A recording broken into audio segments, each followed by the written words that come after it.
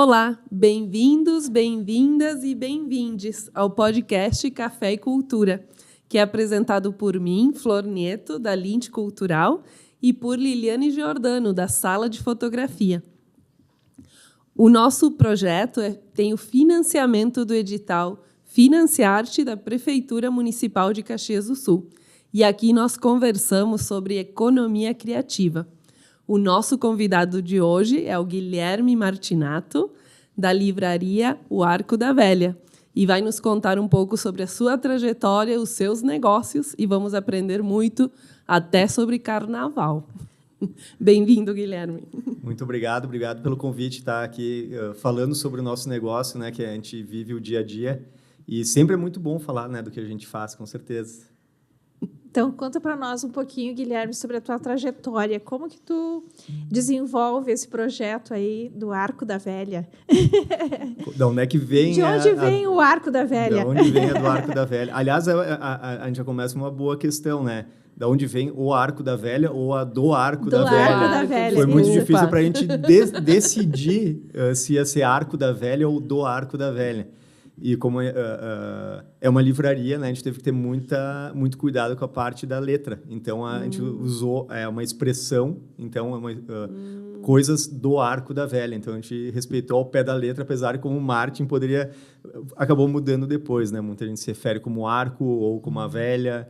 E, enfim, tá aí. E eu errei no nome, né? Mas, enfim, eu já te trouxe olha aí, um insight. 20 Nem anos, vamos editar. Né? Estamos agora em maio, né, de 2025, então a livraria completa 20 anos de atividade aqui em Caxias do Sul, né, na sua primeira unidade. E como é que começa essa história? Bom, eu, Guilherme, né, o meu primo Germano Vaires, a gente, muito jovens, né, vamos lá, volta 20 anos atrás, né, quando a gente teve a ideia, eu tinha uns 23, ele tinha 22, bem jovens, né, eu vejo hoje isso, Sim. Os jovens de 22, 23, hoje a gente se coloca, nossa, a gente era muito moleque, né, e a gente sempre tinha aquele papo de abrir um negócio, eu acho que mentes inquietas, né? O que a gente pode abrir de negócio? E muitas coisas vêm à mente, né? Muito papo rola, mas normalmente e acho que como muitas pessoas têm a ideia, né? Acho que talvez o que mudou para a gente foi o quê? É que um provocou o outro depois e disse assim, tá, e como é que é? Vamos levar adiante isso? Ele, estudante de letras em Porto Alegre, né? Ele fazia letras na URGS na época, eu fazia administração com habilitação em marketing em Caxias. Trabalhava como representante comercial para a indústria, enfim, um ramo mais duro, bem diferente, químico. E a gente disse, vamos abrir... Começou com uma ideia de sebo, uma livraria de livros usados. Em seguida, ele foi aumentando, daí começou a ter livros novos, isso tudo no projeto, né? E aí, finalmente, a gente acabou agregando café. Aí a gente tinha uma denominação casualmente, né, aqui o podcast é o Café e Cultura, a gente tinha como Espaço Cultural e Café, né? A gente não tinha denominado o nome como livraria, mas mercadologicamente daí a gente teve que se postar na época, o que era também um choque para academia, porque se dizia, né, é muito clássica, né, ainda a academia naquela época, há 20 anos, né, apesar de não parecer tão longe, mas tinha que ter dominação. E aí, como é que a gente tinha dois negócios num só? Soava muito estranho e foi até debate na época, porque eu usava todas as cadeiras da faculdade para esse novo negócio que estava por abrir. A do Arco da Velha, claro. Que era um negócio na época que a gente fez muita avaliação de mercado, foram 2 anos planejando o negócio, até que se teve excelente exemplo. A gente fez um teste, inclusive, do negócio, porque era um negócio tão novo que a gente tinha como referência uma em Porto Alegre, porque não tinha, que né? se chamava Foi a primeira Livraria do Arvoredo, e tinha mais poucas em São Paulo, Rio, negócios, livraria e café. Ou seja, a gente não sabia o que ia acontecer. O café está perto do livro. Como é que ele se comporta? Como é que as pessoas vão se comportar? Então, tinha todo um negócio. Na época, as livrarias plastificavam os livros e tu tinha que comprar ele plastificado, né? Não podia abrir depois que comprasse. Então tinha toda essa mística e a nossa ideia era quebrar um pouco isso. Era tornar as pessoas mais presentes ao espaço, né? E aí, aproximar do próprio livro, né? Perfeito. Então, e aí a gente fez um teste de uma loja na época, antes de abrir a loja em Caxias, a gente abriu uma microloja em Capão da Canoa para a temporada do verão 2024, 2005. Nossa, e aí inovador. a gente testou o modelo da loja lá, né? O que dava certo, o que não dava, numa loja do tamanho de uma sala, né? Uma sala de casa. Então, foi assim que daí a gente criou a do Arco da Velha. Desde aquele tempo, acho que um alicerce muito bem feito. Aí, acho que foi a parte criativa, né? A gente desafiou uma coisa nova, diferente. E, à época, também tinha uma novela. Não sei se vocês são de novela, vamos lembrar. Tinha o Tony Ramos. Eu não lembro o nome da novela, mas todo mundo, né? A gente sempre cita isso aí, porque ela fez um sucesso enorme. E ele era dono de uma livraria que tinha um café dentro. No ano que bem quando a gente inaugurou. Então ajudou o marketing também, nossa, né? O marketing global, né? Também deu uma ajudou. Conversão ali enérgica, eu acho que tudo fez sentido, né? E foi um estouro. Na época, tanto que eu tive que, em um mês, largar o meu trabalho para ter que me dedicar ao negócio. Era muita fila de gente, todo mundo queria conhecer. E foi feito realmente com muito carinho, com muita atenção e a gente pega a imagem, né? 20 anos depois, o que a gente tem hoje, obviamente com uma questão assim, eu comentei, a parte estrutural foi importante para a gente. 20 anos depois, a gente continua como uma livraria com livros novos, café e livros usados, como os grandes negócios. Né? Apesar e como um espaço cultural também, porque lá também acontecem eventos, atividades e projetos, tudo isso envolvido nesse... Tu viu quando eu comentei, né, no início ali, Espaço Cultural e Café ia ser o nome, né, do Arco da Velha, Espaço Cultural e Café. E desde o início a gente está totalmente linkado à questão como um espaço cultural para receber oficinas, debates, palestras, feiras, gravações, casamentos, lançamentos formaturas, de livros. hoje tem de tudo. Óbvio que muito mais vinculado à questão literária, né? Mas acho que a gente já experimentou bastante coisa lá, viu? Muita coisa mesmo aconteceu. A gente tem são mais de 1.100 eventos que a gente tem participação, né? Como espaço ou como presença, né? Ou nem sempre todos são organizados pela gente, né? Obviamente tem oficinas, tem enfim, vários encontros, mas é uma ligação, né? Então é muito importante para a gente essa circulação, né? A circulação, acho que ela é fundamental, né? As pessoas se encontrarem, se debaterem a cultura, a vida, enfim, faz parte da nossa evolução. Não, com certeza. E, Guilherme, chega muita gente para vocês lá para perguntar como é que funciona essa área da literatura em relação... Assim, eu quero escrever um livro, porque vocês também são referência em lançamentos de livros, né? São muitos eventos também de lançamento de livros.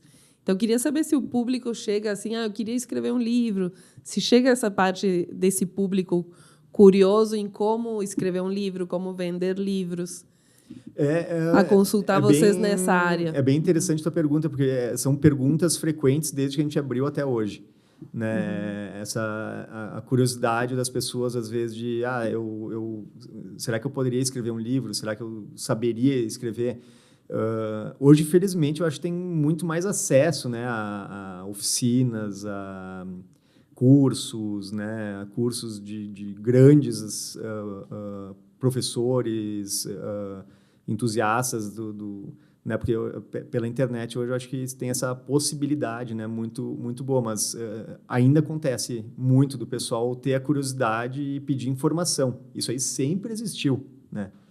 Tanto que está dentro de um dos guarda-chuvas, o último, na verdade, do Arco da Velha que a gente abriu, que é a Desdobra Editora, né? Ela nasceu da pandemia, né? É um braço do nosso negócio que acabou acontecendo na pandemia, junto com o Marcos Mantovani, né? Também é escritor, jornalista, né?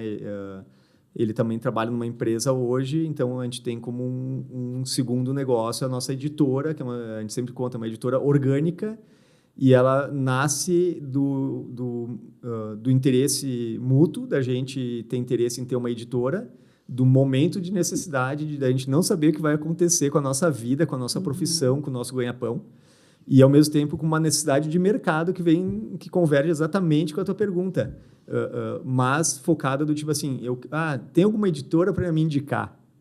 É uma pergunta frequente assim, dentro da livraria. Tu tinha uma pergunta frequente ali acontecendo o tempo todo. E aí fica aquilo ali, a gente está encaminhando o negócio para outras editoras, e que não tem problema, a gente vai indicar. Né? Mas pensa, quanto que a gente está indicando e daqui a pouco eu poderia absorver um pouco em casa isso. Então, foi aí que nasceu a Desdobra Editora, mas daí com características bem específicas que talvez não tenham editoras na cidade que cumpram tão bem isso, de uma forma tão específica, a gente acabou entrando nesse nicho e continua indicando pessoas para editoras, mas quando vê que não converge com a nossa proposta, aí... tem mais a ver com essa editora ou com aquela, e a gente acaba encaminhando. Então, é bem assim. Mesma coisa quando a gente vai fazer um projeto cultural, né? Muitas vezes a gente vai escolher os profissionais ou convidar os profissionais para fazer parte daquele projeto, tem que ter mais a ver com aquela temática, né, daquele projeto. A mesma coisa com a editora, né? Igual. Tem nichos, né, dentro da literatura, e as editoras também um pouco se especializam, né, dessa forma. Exatamente, né? Então a gente acabou se especializando ou focando, vamos dizer assim, numa questão de um cuidado maior estético, né? de um entendimento um pouco melhor da obra, não só a sua publicação ou a sua edição e ter o livro pronto, mas o caminho que ele vai percorrer, o caminho que o autor ou os autores querem percorrer, né? Qual o objetivo desse projeto? Que não só a publicação, né? Vamos ampliar um pouco mais o conhecimento. E que tendo não conhecimento... só o livro como um fim, né? Que o livro, na verdade, seja o começo de uma outra jornada. E, normalmente, para quem tem interesse em continuar atuando através de uma obra, né? Tu quer se apoiar numa obra para seguir algum tipo de carreira, alguma coisa, o livro, eu sempre comento, hoje ele é muito mais ele muito mais serve para abrir portas e, né, te botar em contato com pessoas através da tua escrita do que propriamente o lucro, né, sobreviver através dele. Né? Então, é uma questão bem comum hoje, né? Inclusive com grandes autores. Né? Mas que, de qualquer forma, também é importante para que as pessoas conheçam e entendam como é que o mercado funciona com relação à venda dos livros, com relação a não publicar um livro e daqui a pouco ele ficar simplesmente esquecido na prateleira, que ele possa também ter uma circulação e um funcionamento, essa vida além, né? Perfeito, e eu acho que é uma colocação muito bem feita tua, porque aí tem duas linhas, né? As pessoas podem pagar pela edição do seu livro, mas também tem muitas edições que são feitas através de leis de incentivo, que a gente está lidando com recursos públicos, né? Então, você tem que ter muito respeito com esse recurso.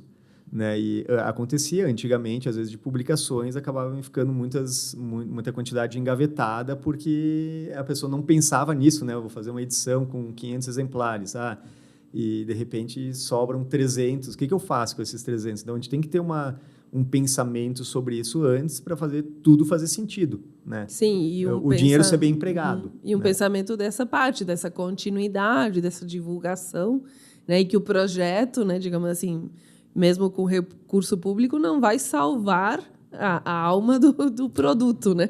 E não é por ter o projeto que ele vai se vender de maneira fácil. Tem todo um trabalho, um caminho, né, para ser percorrido para isso acontecer. Perfeito, é por aí.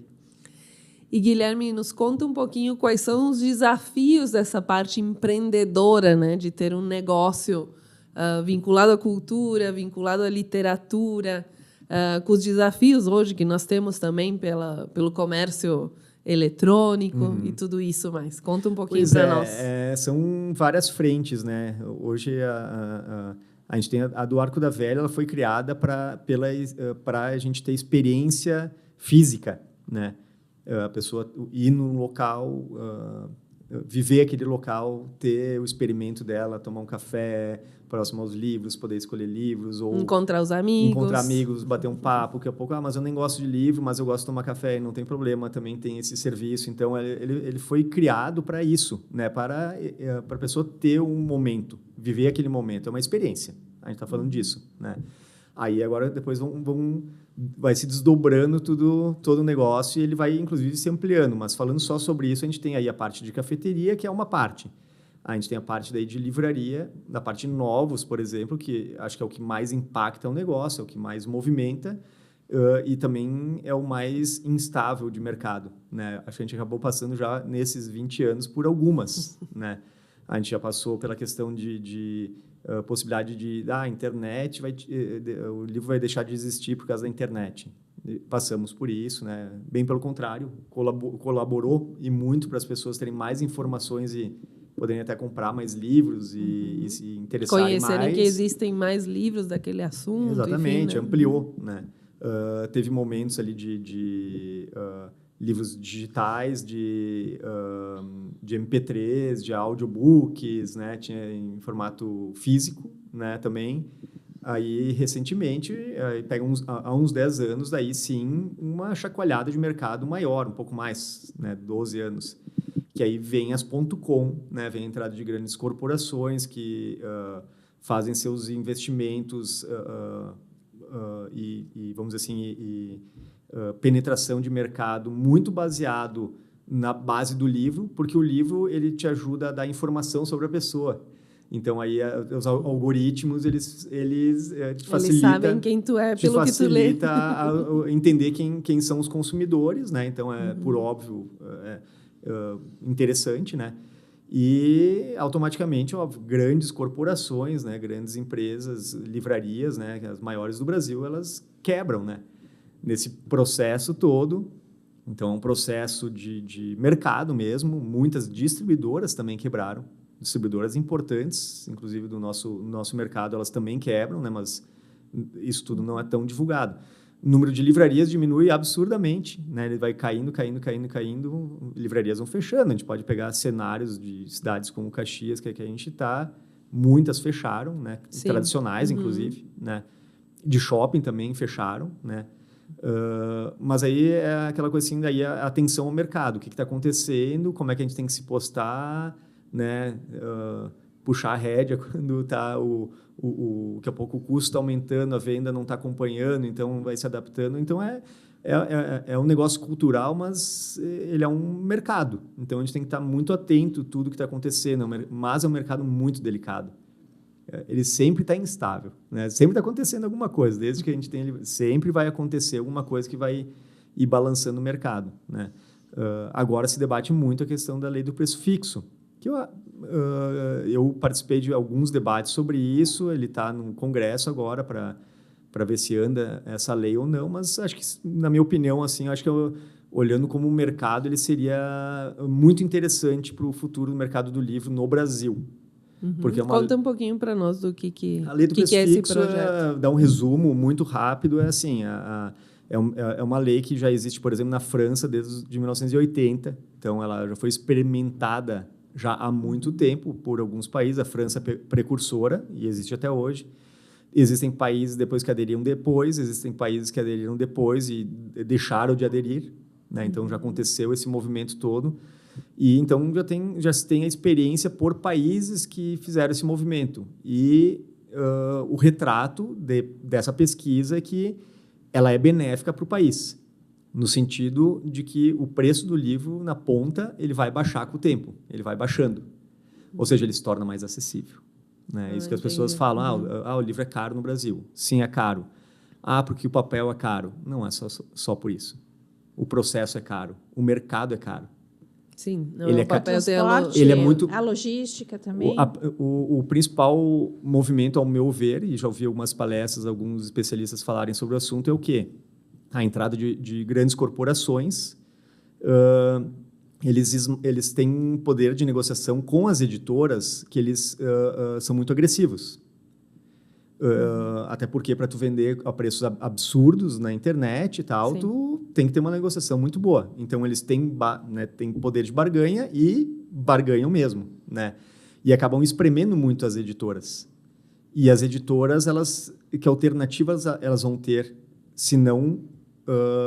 vamos citar, eu vou dar um exemplo, tá? Um livro, vamos supor que ele seria vendido pela editora a R$50 para o consumidor final, tá? No meio desse processo, tu tem a editora que ela diz o preço que vai ser vendido, mas ela fica com um percentual desse valor, que vamos supor que seria 40% para quem está comprando e 60% fica para quem está produzindo, ou 50%. Chega uma .com e diz assim, eu te compro, mas eu quero 70% dessa fatia. Aí a editora vai dizer assim, mas não dá, é muito difícil para mim lidar dessa forma, mas eu te compro à vista e eu vou te comprar um volume bom. Mas não, se não for assim eu não compro. Aí o que a editora faz? O livro não é mais 50, o livro é 70. Ele joga para o consumidor final, porque virou 70, então eu tenho 30% de 70 em vez de ter 50% de 50. Tem um balanço bem valores, enxutado, assim, mas é do tipo assim, ela não tem como sobreviver com aqueles 30% de 50. Sim.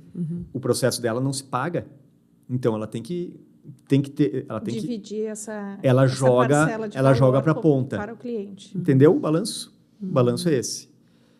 E isso aí já está acontecendo há algum tempo no Brasil e as pessoas não se dão conta. O aumento de preço de livro é no mínimo 10% por ano no Brasil, no mínimo, quando não é 15%. Tem editoras, eles passam a régua do tipo assim, tudo que custa 100, o ano que vem vai ser 110, 115. É assim. Por quê? A margem deles é cada vez menor na negociação deles com quem mais compra deles, né? Então, esse é o problema. O que é a lei do preço, a lei do preço fixo, do preço único vai dizer?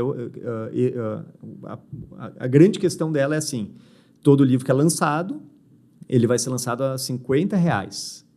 Ninguém vai poder vender ele por mais de 45%, ou seja, 10% sobre o valor de capa. Aí tu tem regula o preço de venda. Então, basicamente, seria... Regula o restante. Regula o restante. Aí, por um ano. Por um ano. Essa venda... Então, tudo que é lançado, que é o que mais vende, não pode ser vendido por preços... maiores tendo um desconto menores. Maior do que 10%. Essa é a lei. Essa é a lei. Na França, por exemplo, a lei já é em 2 anos. O livro é lançado, 2 anos, daí fica regulamentado o preço. Aí o pessoal pensa, né? E pensaria o quê? Mas então o preço do livro vai aumentar, porque aquele livro que eu compro, que tem 30%, 40%, 50% de desconto, não vou mais ter. Não, aquele que é lançado, ele não vai mais ter esse desconto. Só que ele já vai partir de um valor menor, porque vai ser saudável para a editora vender ele. Preço. Porque aí ela não se tem mais poder de barganha em cima. Porque diz assim, não, é esse. Não, mas tu não pode vender com menos de 10%, por que tu quer tanto? Então, aí tu regula o mercado. E aí faz com que o processo todo, não só de livrarias, como editoras, como distribuidoras, como novas editoras, como autores, fique mais saudável, porque tu tem uma regulação, então o mercado ele não canibaliza, ele não se destrói. Né? E o que acontece hoje... movimentar, continuar existindo daquela forma. A economia dos pequenos vai se fortalecer, assim como dos grandes também se fortalece, né? Não fortalecem, obviamente, talvez os maiores do mundo, né? Mas eles já são os maiores do mundo, será que eles precisam tanto assim, gente? Né? De todos os livros, todas as edições, não precisa tanto assim, né? É bom o dinheiro ficar aqui, girar aqui, claro. Né? Eu sou muito defensor disso, né? A gente vive numa sociedade, né, onde se todo mundo comprar tudo pela internet, gente, daqui a pouco tu vai morar numa cidade que não tem nada para fazer, né? E a gente não mora num lugar retirado do mundo, né? Não, e nada como a experiência, né, Guilherme, de poder manusear o livro, de poder, né, observar a forma de que tu vai fazer a leitura, a forma de interação com esse livro, né? Então, a experiência é uma coisa incrível. O cheiro, né, a troca de informações, o humano, né, o que a gente está fazendo aqui, né? A gente está batendo um papo aqui, todo mundo junto. Não tô online e tal, e nada, e não tem problema nisso, mas é diferente, né? Tem a sua Nosso função, sentimento exato. aqui tem... existem outras relações, né? Outras questões são acho que para mim eu considero importantes hoje para a humanidade hoje, né? Muito se debate hoje na questão da saúde mental, das pessoas, do bem-estar, né? Para onde a gente está indo, né? Como é que vai se tornar o nosso mundo daqui a pouco, a nossa sociedade, né? Daqui a pouco a gente não está deixando um pouco o nosso lado humano de lado. Daqui a pouco não é importante a gente enxergar isso, restabelecer isso, né? Acho que a arte e a cultura, né, e as atividades culturais e tudo isso tem esse papel, né? Perfeito. De lembrar as pessoas da importância do presencial, da importância da experiência, da conexão. Porque é na conexão, no convívio, que a gente também aprende e também a gente digamos assim, se reconecta com o lado humano, né? Então, nada contra as lives, né? A gente fez também essas semanas passadas lives, cada um na sua casa, tudo certo. Mas acho que tem um contraponto, né? A gente também não... O ser humano tem que parar de achar que pode se isolar e viver sozinho e tem que se reconectar. E uma das coisas que nos reconecta, né, como ser humano, é a arte e a cultura. E, obviamente, a literatura, né? Faz parte das artes, Faz né? parte das artes. Eu estava aqui só pensando que pena que os livros, nesse processo de avanço de custos e de preço de livro de 10% ao ano, aí, que pena que os nossos livros de casa eles também não estão fazendo essa valorização da mesma forma, né? Então, o valor que a gente tem é um valor diferente desse valor do preço, né, da precificação. Mas, com certeza, o valor é imensurável a gente ter uma biblioteca em casa. O valor como objeto, né? Como tu está dizendo, né? Mas o valor da informação que se tem, do que ele pode te beneficiar, ou quanto vale isso, né? Não, mas e também com a relação que tu tem com a tua biblioteca, né? Eu sou uma adepta... que eu estou tentando fazer uma economia criativa dos meus da minha relação com a livraria e os livros, porque eu praticamente não tenho onde colocar mais livros, então está meio difícil. Posso te dar várias ideias, tá? A gente tem a parte do sebo lá, que a gente pode te dar várias, a gente já passou por muitas, mas... Pode dar ideia, então. É legal que a gente trabalha sebo. com sebo desde o início, na verdade, né? Eu comentei que foi a primeira ideia nossa, era ter um sebo. Negócio de livros usados. Inclusive, até a gente não levou adiante a ideia de só ter o sebo, porque nossos pais disseram, tá, mas vocês vão morrer de fome, no que vocês vão viver, né? Foi meio por isso até que a gente foi explorando mais e, né, ainda mais na área da cultura é fundamental ter essa fala e, né, todo mundo, né, vai ser músico, né? Tá, mas vai viver do quê, né? Aquela coisa. Mas, enfim, a parte do sebo é legal porque a gente sempre foi meio que cabeça dura mesmo, assim. Porque teve momentos, assim, que não valia a pena. Como negócio, não gerava uma despesa, tem que investir, é bem trabalhoso, é muito técnico, né? Então, mas foi indo e a gente sempre acreditou. Hoje, felizmente, assim, se tem um movimento muito legal na parte do sebo. Então, e também tem muitas situações. Antigamente, o pessoal tinha bibliotecas enormes, principalmente quem tinha casas grandes e tinha mais poder de consumo. Enciclopédias, aquela coisa, coleções, né? Muitos livros. E área para isso. Né? Hoje o que, né? Cada vez mais apartamentos menores, menos espaço, né? Então são adaptações. Felizmente o livro ele não ocupa tanto espaço assim, né? Para quem tem bastante ocupa, mas de uma forma organizada, você vai ver uma estante assim na parede de 1 metro, assim, indo até o teto, te cabem, caramba, uns 600 livros bem acomodados. Né? Acho que eu estou com bem mais. Então... Que bom, né? Mas vai ver, é um espaço bacana na casa. Mas o sebo, hoje, ele movimenta muito nessa relação. E, principalmente, eu vejo assim, a mudança de comportamento. Isso é muito legal. Porque, assim, as bibliotecas, aquelas inteiras, chegam para a gente quando, infelizmente, se partiu a última pessoa que habitava aquela casa grande, e aí tem os filhos, que daí, de repente, recolhem um que outro livro por interesse e tal, mas sobra um monte de livros. Aí, onde é que eu faço isso aqui? Vai para o sebo. Aí a gente avalia, compra, enfim. E um público muito grande de jovens. Hoje tem muito grande. Isso aí nos espanta bastante, porque a questão do desapego. Eles acham que tem muito jovem que é mais desapegado da questão do objeto, né? Talvez a gente seja uma faixa etária, eu acho que a gente... E obviamente, apegado, por criação, o apego do objeto era uma conquista, né?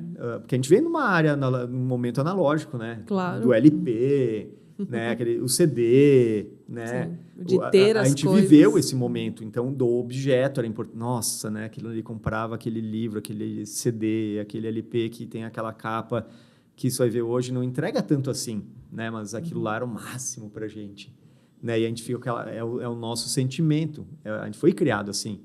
Acho que o pessoal que tá vindo, a gurizada tá vindo agora é mais tranquila quanto a isso, assim, eles compram, leem uma vez e já desapeguei, vou para outra. Então, a gente tem um público muito grande hoje desse público cíclico que, assim, lê bastante, lê uns 10 livros, pega os livros, aí do tipo assim, às vezes nem se apega muito e já vai e já pega em troca, já pega outros e faz o giro, né? E faz o giro deles e né? Talvez esteja vindo aí também um novo público, né? Um novo meio de consumir, né? E a gente percebe isso aí no sebo, né? Foi bem legal. Talvez. Paga muito mais barato, porque obviamente, né? No sebo tem essa oportunidade. O livro, o novo é tanto.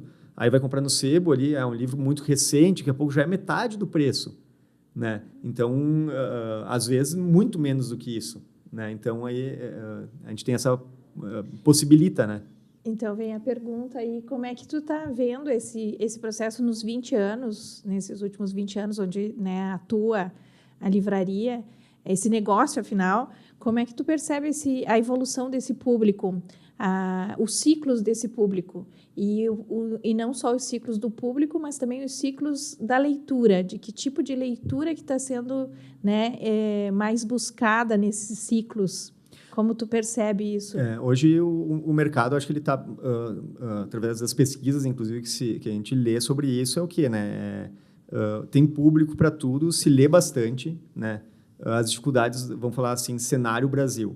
O cenário Brasil é assim, se trabalha, eu acho, cada vez mais forte a primeira infância, né? O começo da leitura, da literatura. Felizmente, a gente tem uma produção rica, enorme, linda, forte, né?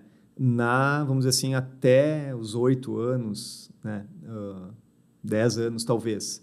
Aí depois entra aquela fase da pré-adolescência, adolescência e tal, que se tem uma dificuldade, às vezes, e muitos dos leitores acabam se perdendo ali, ou que seriam possíveis leitores, né?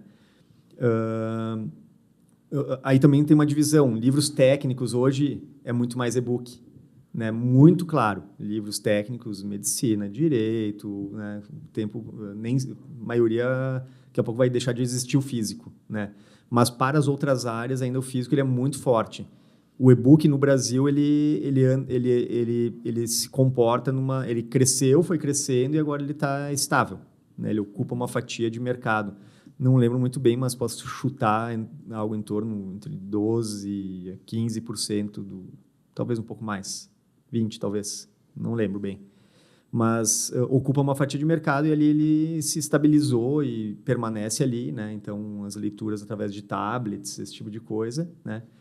Mas o físico ainda, ele sem dúvida, predomina, ele é muito, muito forte. Aí, a leitura, o leitor, né? A literatura, a gente está falando disso tudo, assim, para melhorar, é política pública, é incentivo, é o professor incentivar, é a escola incentivar. Todo esse processo, eu acho que ele está acontecendo. Poderia ser muito melhor? Poderia. Mas ele está acontecendo. Eu acho muito bacana, tem muito mais contação de história hoje. Eu vejo pela minha infância, tipo, tinha que ler, obrigado a ler. Alguns livros eram legais, mas alguns não eram nada legais. Hoje tem muita coisa, muito lúdico, se explora muito. Eu tenho filhos pequenos, eu vejo uma preocupação dos pais em incentivar os seus filhos a ler. Por quê? Modifica as pessoas, né? Talvez também esteja mudando nossa maneira de viver, os jovens estejam mudando. A gente é de uma era da TV, né? A novela das 8, das 7, o jornal. Sim, tinha horários, né? Tinha horários, e era aquilo, o hábito era aquilo. É uma questão cultural, hábitos, costumes, né? Sempre foi muito forte no Brasil isso. Talvez em outros países não era tão forte a telenovela e tal, né? Coisa que foi criada no Brasil. E hoje eu acho que ele está se desconectando um pouco mais, sabe? As grandes mídias, essa produção, A novela TV aberta, e tal. né? Hoje é podcast, é série, é filme, né, as pessoas trafegam mais, é mais informação, é mais rápido, então muito mais informação. Sim, tem muitas mais possibilidades, né? Então, tanto de busca de informação, entretenimento, tudo, né? Então... eu enxergo que talvez aí pode ser que com o tempo as coisas vão mudando positivamente para a leitura. Eu enxergo dessa forma, porque está se produzindo coisas legais, as pessoas estão com a possibilidade maior de se conectar, talvez vai ter cada vez mais conexão e as pessoas verem cada vez mais sentido nisso, né? Obviamente tem que ter um incentivo, porque a gente fala de uma parcela da população que tem condição, mas é aquela que não tem, que isso não é prioridade, que está com fome e alguém dizendo para ler, né? Então E que talvez as políticas públicas e os projetos sejam o caminho para auxiliar, principalmente essa parcela que não tem um acesso direto, Perfeito. né? Pode ter um acesso de outra forma, né? Por incentivos que vão um pouco mais além do familiar ou da sua condição, né? E que, obviamente, às vezes os pais eles nem pensam nisso porque não é a prioridade deles, né? E, obviamente, dá para se entender dessa forma, né? Porque a gente está entrando em questões sociais, de economia, né? Tem muita coisa envolvida aí, né? Obviamente, só para o país avançar também, né? Indo tudo junto para também, acho que a literatura também acompanhar, assim como toda parte da cultura, né? Todos os segmentos, né? Inclusive a indústria criativa, né? Sim, com certeza. Mas é um segmento que eu acho que esse aí não está deixando de crescer porque se enxerga mais fácil, né? Faz mais sentido para investidores, né? Porque tu consegue daqui a pouco enxergar números, né? E que às vezes conforme a cultura, o tipo de cultura, às vezes não se enxerga o valor, né? Ele não é tão bem mensurável, né? É questão de valorização, né? De entendimento também do valor, né? Daquilo, né? Que está fazendo. Que está sendo feito. E aí, às vezes, se a gente... Porque tem a economia da cultura, né? Que não se valorizou tanto quando surgiu, né? O termo economia criativa, né? Então, o termo economia criativa englobou, né? A economia da cultura. E aí se tornou também mais amplo, mas deu mais poder também, né? Para ser enxergado como, digamos, um investimento, valorizar também aquilo que traz, né, para a sociedade de retorno, né? Que daí entra várias áreas, né? Gastronomia, arquitetura, até os próprios jogos, né? Os games, né? Que também a produção audiovisual, né? Que é super importante, que faz parte, né, da arte e da cultura, mas é enxergado melhor quando a gente fala em economia criativa, né? Então isso criou uma potência maior, acredito, para o reconhecimento dessas porque a cultura, áreas. Por si só, ela já é criativa, né? Se Exato. A gente vê, é difícil não ser criativa. Sim. A questão que a gente está englobando a economia. Por isso que, para mim, o que muda muito é isso. A gente está falando de algo mais mensurável, né? Então, aí tu trafega. E eu sou um grande defensor, inclusive, disso, né? Sempre fui. Acho que as coisas têm que fazer sentido também. Né? A arte pela arte também é importante, eu acho que tem que ter esse espaço, né? Mas muito dela tem que fazer sentido também, né? Afinal, a gente vive num mundo hoje movido a dinheiro, né? Não sobrevive sem. Então, a gente não pode também deixar ele de lado, né? Sim, com certeza. E, Guilherme, quais que são os desafios na área do empreendedorismo, digamos assim, que tu quer mencionar e alguns conselhos para quem quer empreender, então? Empreender que para mim assim é uma coisa assim que eu acho que está um pouco na veia. Eu sou uma pessoa bem inquieta, né? É difícil até eu parar de querer inventar alguma coisa. Esse ano eu até me desafiei. Percebemos. Esse ano eu me desafiei a tentar estacionar e tentar dizer assim, não, vamos estabilizar Esses agora. Negócios aqui estão bons, né? Já tá. É que na verdade é assim, né? Eles estão sempre em movimento. Né? Todos estão em movimento. Então, tem a do Arco da Velha para o pessoal entender. É a do Arco da Velha, daí do Arco da Velha saiu o Café da Velha, que hoje ocupa o espaço ali da Casa da Cultura, né? Aqui de Caxias do Sul. Que é excelente. Que é muito bacana, que é um braço que daí é só cafeteria, né? Dali também saiu o Bloco da Velha, um bloco de carnaval com outro grupo, e hoje a livraria é quem abraça. Proponente, né, É o próprio proponente, é quem faz a coisa acontecer, né? Vai para o seu ano 15, o ano que vem. Então, também estamos chegando num momento histórico, né? Aí tem a Desdobra Editora, né? E aí tem a ligação também com projetos culturais que eu comecei a trabalhar, mas agora eu estacionei. Eu dei uma parada, porque daí começou a ficar coisa demais, né? Mas só nessas linhas aí ele consome bastante, porque né, o bloco é um evento enorme, ele requer um trabalho imenso. Para quem não sabe, é um planejamento de ano inteiro, não é só no dia do bloco. Na verdade, antes de começar o bloco esse ano, 2025, antes de executar ele, já estava em andamento para 2026, não terminou ainda de 2025 e já está dando andamento. É isso, não para.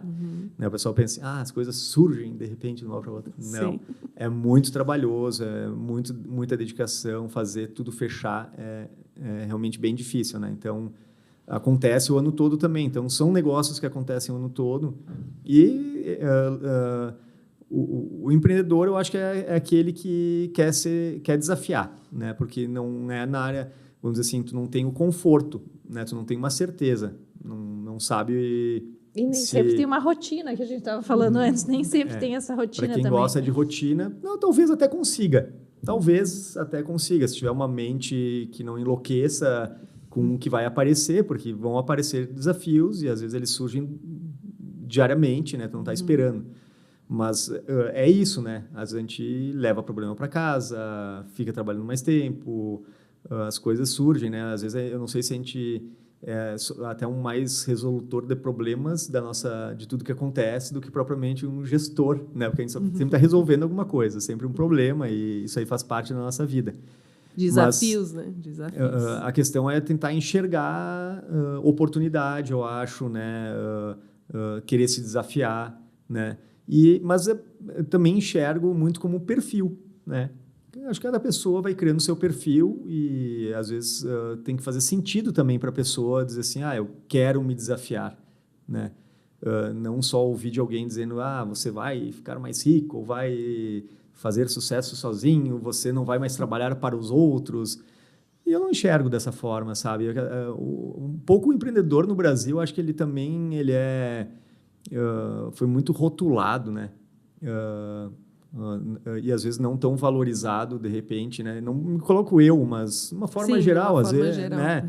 Às vezes é depreciado, né? Do tipo, parece que é uma pessoa distante da sociedade. E na verdade são seres humanos como todos os outros, né? E estão na sua passagem por aqui e acho tentando fazer o melhor na maior parte das pessoas, pelo menos, né? Sim. E às vezes a questão é que envolvem mais pessoas também ficam sobre a sua responsabilidade, a vida de muitas pessoas. Então, acho que é muito peso, né? A gente vai pesando questões e acho que daí tudo isso também tem que ter, acho que, um pouco mais de coragem, de corpo e físico, mental, e fazer sentido para a pessoa querer aquilo. Daqui a pouco tem gente que não quer, eu não quero, né, acordar e ter que eu já vou lidar com problemas tendo um trabalho sendo assalariado e com grandes desafios, e também são grandes desafios, né?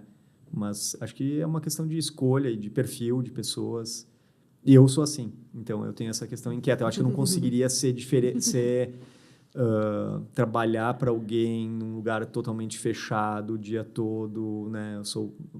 Eu tenho que eu me movimento, eu gosto do movimento, eu gosto da energia da vida das pessoas, a coisa acontecendo. E falando sobre energia e sobre toda essa tua habilidade em vários negócios, em várias pontes aí, poderia nos dar duas informações importantes? Quais seriam 2 livros, um pessoal e um profissional, que tu poderia indicar aí para os nossos ouvintes, né? Para nós podermos aprimorar um pouquinho o nosso entendimento sobre o mundo, sobre a vida, sobre o empreender, sobre a literatura? Olha, tu sabe que eu tenho livros marcantes na minha vida, assim, né? Até normalmente não falo muito deles, porque como a gente lida com numa livraria, circundam... Não pode ter preferências. Não, nem não. professor. Todos têm preferência, todos os livreiros têm, a gente debate, inclusive, isso aí, né? Inclusive, às vezes, as pessoas estão atendendo uma pessoa que vai querer comprar um livro que diverge do pensamento daquele que está vendendo. Mas é profissional. Então, a gente tem que... A gente, como livraria, eu sempre deixo muito claro isso. E para todo mundo que trabalha. conosco, né? A gente só não vai vender um livro aqui que seja proibido vender, que exista alguma lei que diga assim, não, ó, isso aqui não se pode vender. Caso contrário, a gente vai tentar sempre atender, porque eu sou da opinião que quanto mais a gente sabe, mais assuntos diversos a gente tem na nossa sociedade, mais a gente vai evoluir. A partir do momento que vier tiver uma censura, né? Vier só um livro pronto que vai ser a nossa vida inteira e a gente vai deixar de pensar, né? Aí é só ler o livro, obedecer ele, e a vida não é bem assim, né? Eu acho que cada ser humano tem que ampliar o seu horizonte, tem que conhecer mais, e eu tenho certeza que quanto mais a gente lê, mais a gente pesquisa, mais a gente debate, a gente vê que a gente sabe menos, né? Então, eu acho que a graça da vida está aí, em saber menos, né? Na verdade, a gente vai estar sabendo... Quando a gente entender que a gente sabe cada vez menos, deveria saber mais, quer dizer que a gente está chegando num ponto bem bacana da vida, porque a gente tem muito conhecimento, né? Mas, enfim, falando de livros, eu não iria para, talvez, áreas tão técnicas, assim, poderia dar vários livros, assim, base, eu acho, para qualquer empreendedor que tem, né, o Quem Mexeu no Meu Queijo, eu acho que é um clássico, né? Tem um livro que eu acho que é legal. Talvez para os jovens hoje seria mais difícil eles se colocarem na situação, mas tem um livro que me marcou muito, que foi o Paraty, do Amir Klink, apesar de ser um livro não tão bem escrito, né, como estrutura textual e tal, até pela época, mas eu daria certamente essa dica do Paraty ou 100 Dias Entre Céu e Mar. Eu acho que para o empreendedor assim, é uma ferramenta assim, lúdica, uma aventura, né, porque aí tu deixa de entrar numa linha técnica, mas que eu acho que fala muito sobre o empreendedor. O Amir Klink, apesar de ser uma jornada, né? Ele se demite de um banco, né? O cara, um cargo técnico, ganhava bem, né? E se aventurar num bote para atravessar o Oceano Atlântico, e tu diz assim, não, o cara era louco, né? E aí depois tu lê a história, tu vê assim, quanto que tem de gestão nessa aventura. E aí depois aí evolui para o Paraty, que aí ele vai como primeira pessoa a ficar ancorada e passar o inverno na Antártida, porque aí ele se ancora o barco e vai passar o inverno da Antártida ali, 5, 6 meses, ancorado, sozinho. Ou seja, tu não tem para onde ir. Numa época, não é agora, que era outra época, que era do tipo assim, tem uma cena que eu tenho na memória muito clara do livro, que ele chora, ele se emociona quando ele tinha o rádio amador na época, né? E ele pegava alguma coisa do sul da Argentina, né? Pela proximidade. Sim. E aí, quando ele consegue conectar, sem querer, a Rádio Gaúcha de Porto Alegre, lá ancorado sozinho, ele chora por ouvir uma voz humana, entendeu? Na língua dele, na época. E o cara... Né? Então, tu vê, é o sentimento daquelas questões pequenas que às vezes a gente se coloca num momento e que às vezes a gente não dá valor, às vezes, para coisas tão simples da vida, e a gente só se dá conta quando a gente não tem, né? Então, são épocas diferentes. Então, o Amir Klink, eu estaria nessas questões, assim. E, obviamente, né, aí falar de um livro só, nossa, tem tantos. Eu estou lendo muito livro infantil hoje, o pessoal diz, quem você está lendo? Nossa, gente, vou dizer para vocês, eu tenho um filho de 4 e um de 6 anos hoje. Então, eu estou trafegando muito por essas literaturas infantis e é espetacular. Aí teria um monte de livros para indicar, mas daí eu convido o pessoal para ir lá na livraria, eu mostro e explico, e literaturas de qualidade, né? Mas acho que tem realmente muitas opções hoje. Felizmente, né? E cada vez melhores autores, né? Alguns clássicos, que eu acho que o clássico sempre é obrigatório, e na parte da gestão, enfim, tem os clássicos, né? Como Fazer Amigos e Influenciar Pessoas, super clássico, né? A gente está falando do quê? Caramba, cara, quanto tempo tem esse livro? 60 anos, eu acho, nem lembro. Acho que 100 anos. Será que tem tudo isso? Tem. Mas tu vê do que ele fala nesse livro, gente? De relações humanas. Que coisa louca, a gente está falando ainda sobre isso agora há pouco aqui. Sim, Olha sim. só que tu vê a sociedade A história é muito legal, gosto muito também, porque a humanidade é cíclica, né? Ela volta, ela vai e volta, né? Não sei nesse mundo que a gente está vivendo hoje se a gente consegue voltar muito, mas seria bom, né? Dar uma voltadinha, assim, diminuir um pouco, né? Tudo que está acontecendo, acho que seria saudável, né? Então, dei algumas dicas aí, né? Tá, soltei excelente. alguns, mais que 2. A literatura tem esse poder, ela é uma possibilidade que a gente tem de também transitar por muitos universos. Desde o Almir Klin, que é uma história infantil, uma narrativa e uma construção de livro que às vezes não tem nem palavras, às vezes é só imagens, às vezes é só desenho. Então, é uma construção imagética que é necessária para o mundo, né? Para as crianças, principalmente, mas também para que a gente consiga desopilar o cérebro, a gente tem necessidade de poder construir uma narrativa imagética, né? Nossa, né? Então, e tem muita produção linda hoje, muita riqueza, né? A gente tem muito acesso a tudo isso, né? Então, tem que aproveitar realmente, né? E trazer com leveza, né? Que aí, de repente, é o que a gente precisa, né? Para enxergar isso tudo, né? Isso aí. Compreender. Guilherme, muito obrigada pela nossa conversa, né? A gente pode entender que empreender, né, é assumir riscos, responsabilidades, né? E ser um empreendedor da economia criativa é se desafiar, né? E também se colocar limites, né? Para também não extrapolar na vida pessoal, né? Porque o empreendedor da economia criativa quer voar longe, né? Mas ampliar muito os leques, mas também tem que, enfim, limitar esses desafios para o bem-estar, para a saúde mental, né? Então, fazer o equilíbrio dessa gestão, né? Entre o querer, como é que se diz, conquistar o mundo, né? Como a gente diz, e gerenciar, né, a vida pessoal e profissional, enfim. Então, empreender tem todos esses desafios, né? E a gente te agradece muito pelas tuas palavras aqui, pela nossa conversa, né, Lili, que estava ótima. E também tu trouxe muitos aspectos técnicos, né, que às vezes a gente não sabe da economia, da parte do livro, né, dessas questões do que a gente poderia ter acesso, né, se tivesse uma política pública nesse sentido, né, por exemplo, que regulamentasse essa questão comercial, né, dos livros. Isso também acho que é muito importante da gente ressaltar. Obviamente, né, o nosso país, e como todo país hoje, ele influencia em todos os setores, na verdade, né, com políticas públicas, com taxações, com, né, de diversas formas, né, e a cultura, falando da cultura, ela é muito sensível, né? Então, se não tem um olhar com carinho para isso, né? Se a gente não tivermos governantes que tenham um cuidado com isso, certamente, né? Eu acho que muita coisa vai se perder como sociedade, na verdade. Então, esse olhar eu acho que é muito importante. E agradecer muito aqui o espaço, gente. Foi muito bacana o bate-papo aqui. Ficaria horas, com certeza, né? Sim. Esse é o nosso desafio, né? O limite do horário. Nós que agradecemos, Guilherme, e convidamos aos ouvintes que agora possam tomar um café, né, do Arco da Velha, ouvindo o podcast Café e Cultura e saboreando um livro também, né? Com certeza. Aqui, ó, o café daqui também está bem bom aqui também, Sim. Viu, gente? Muito obrigada. Então, nos vemos no próximo episódio.